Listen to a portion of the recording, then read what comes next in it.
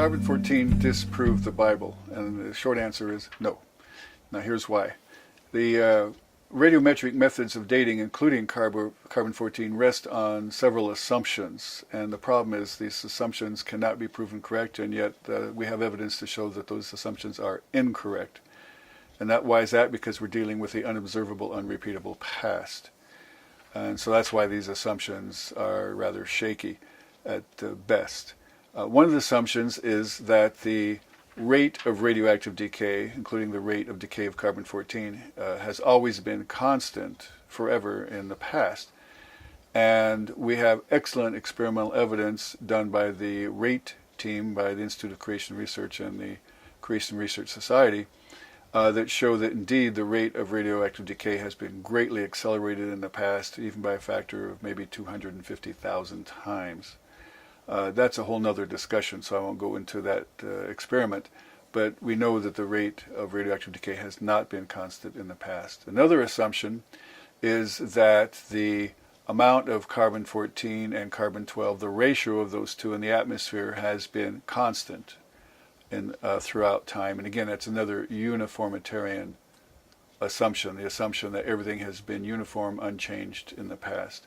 And we have at least two incidents in history that we know that the ratio of carbon-12 and carbon-14 have been altered in the past.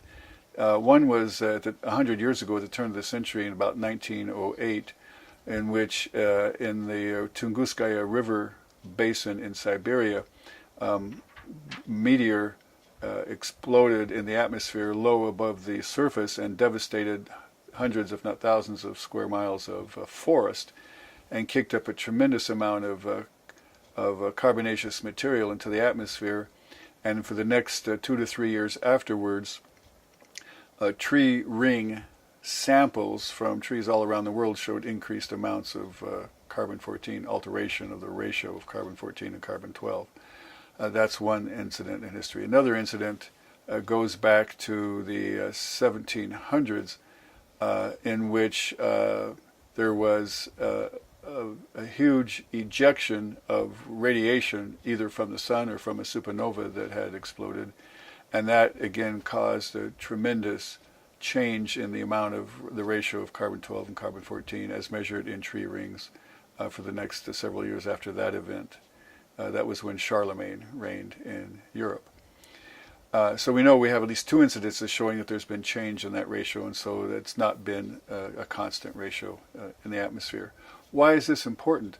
It's because the amount of carbon-14 and carbon-12, the ratio of the two in living organisms, plants and animals, is dependent upon that ratio in the atmosphere.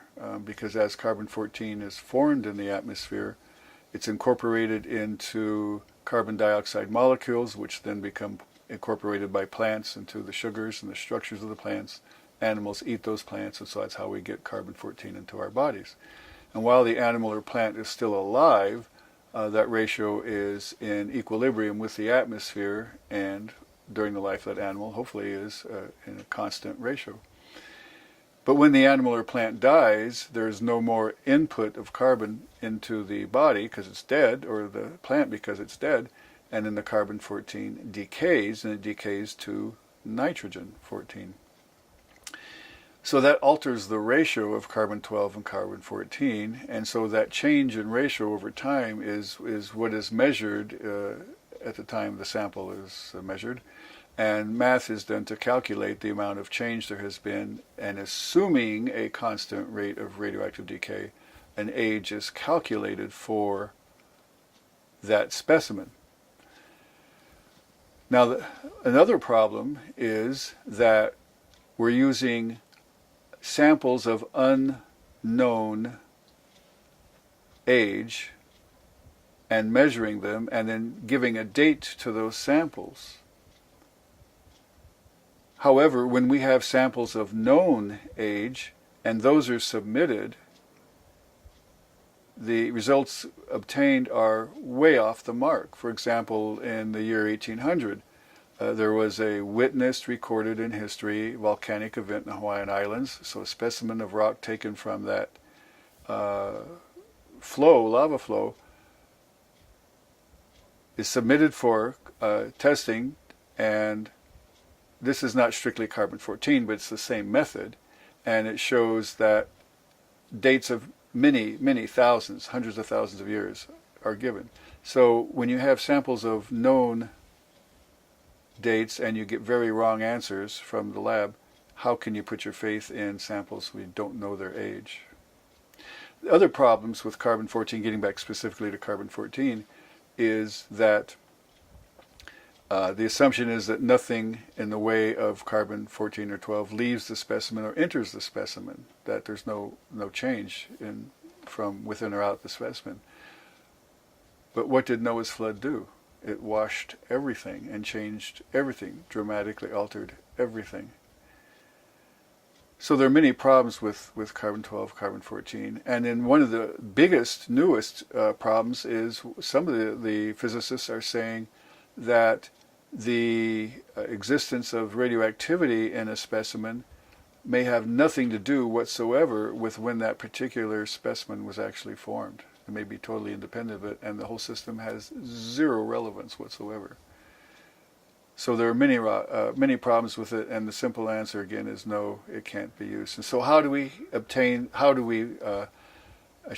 the evolutionists obtain the dates that they have? It's assumption. And it's circular reasoning. So you ask them, how old is this rock? And they say, well, we get that age from the fossil in it. So then you ask them, well, how do you know the age of the fossil? Well, we get that age from the rock we find it in, or maybe the rock layers above and below it. So it's assumption and circular reasoning that establishes all these old ages. They're simply not real.